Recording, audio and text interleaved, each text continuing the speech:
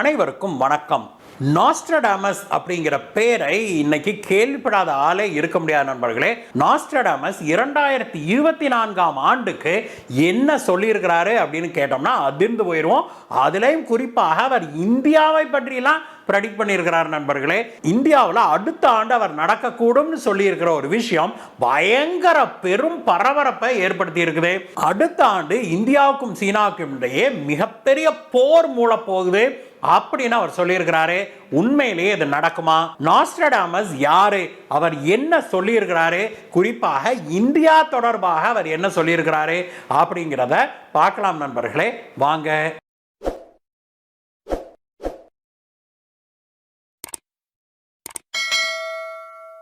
நாஸ்ட்ரடாமஸ் அப்படிங்கிறவர் 16ஆம் நூற்றாண்டை சேர்ந்த பிரான்ஸ் நாட்டில் வாழ்ந்த ஒரு ஜோதிடவியலாளர், அஸ்ட்ராலஜர், பிலாசபர் மற்றும் பிசிஷியன். அவர் மருத்துவராகவும் இருந்தார் நண்பர்களே.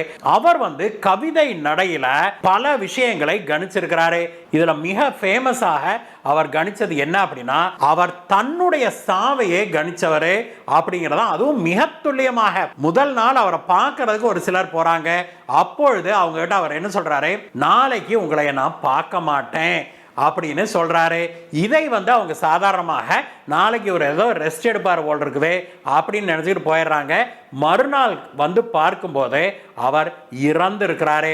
அவர் தன்னுடைய இறப்பையே மிக துல்லியமாக கணித்தவர் அப்படிங்கிறதோடு இல்லாம அன்றைக்கு அவர் வாழ்ந்த பிரான்ஸ் நாடு இருக்கு இல்லையா, அந்த பிரான்ஸ் நாட்டு அரசரை பற்றியும் அவருடைய மரணத்தை பற்றியும் அது மட்டும் இல்லாம பிரான்சுடைய பல விஷயங்களை பற்றியும் அவர் மிக துல்லியமாக கணிச்சிருக்கிறாரு.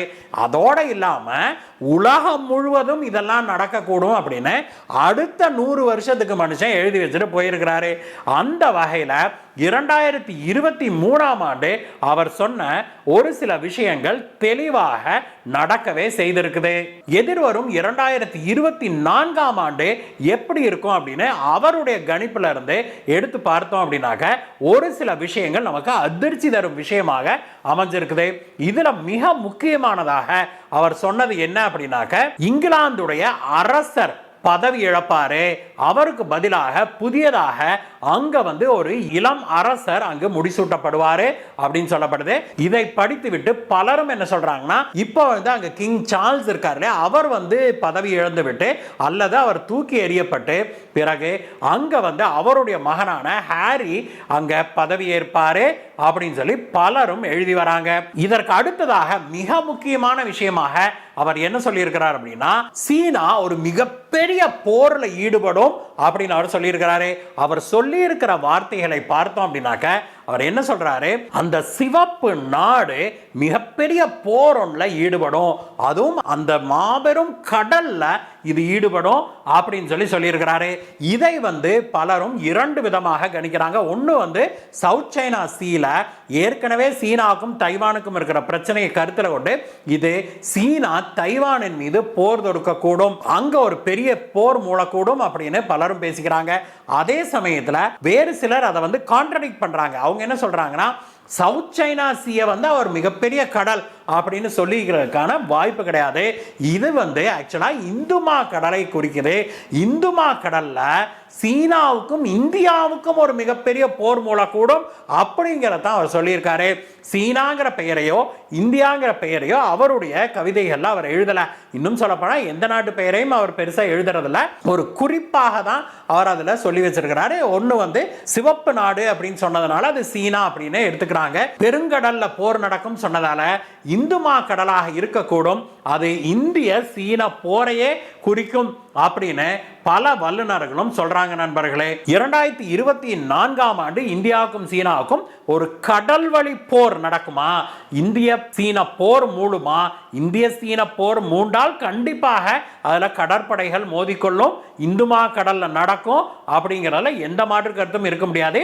ஏற்கனவே இந்தியாவை சுற்றி இலங்கையுடைய ஹம்பன்தோட்டா துறைமுகம் சரி, பர்மால மியன்மார்லையும் சரி, பாகிஸ்தானுடைய குவாதார் துறைமுகமும் சரி, இப்பொழுது மாலத்தீவுகளையும் சரி தன்னுடைய கட்டுப்பாட்டில் வச்சுக்கிட்டு ஆங்காங்கே கடற்படை தளங்களையும் அமைச்சிருக்குது சீனா.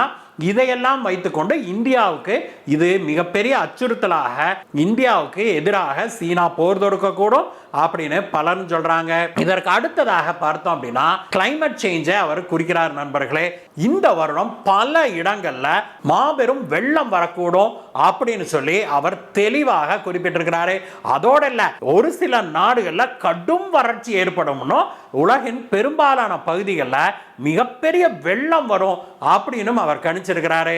இதற்கு அடுத்ததாக மிகப்பெரிய கணிப்பாக அவருடைய எது பார்க்கப்படுது அப்படின்னா 2024ஆம் ஆண்டு, அதிலையும் குறிப்பாக முதல் 3 மாதத்துக்குள்ளாக, ஜனவரி பிப்ரவரி மார்ச்சுக்குள்ளாக அமெரிக்காவிலேயோ அல்லது ஐரோப்பாவில் குறிப்பாக இத்தாலியுடைய பகுதியிலேயோ மாபெரும் பூகம்பங்கள் ஏற்படக்கூடும் அப்படின்னு சொல்லியிருக்கிறாரு. அதுலேயும் அவர் விவரிச்சிருக்கிற பார்த்தோம் அப்படின்னா கடுமையான பூகம்பம், அங்க வானமே இடிஞ்சு விழுகிற அளவுக்கு கடுமையான பூகம்பங்கள் ஏற்படும் அப்படின்னு சொல்லி அவர் கணிச்சிருக்கிறாரு.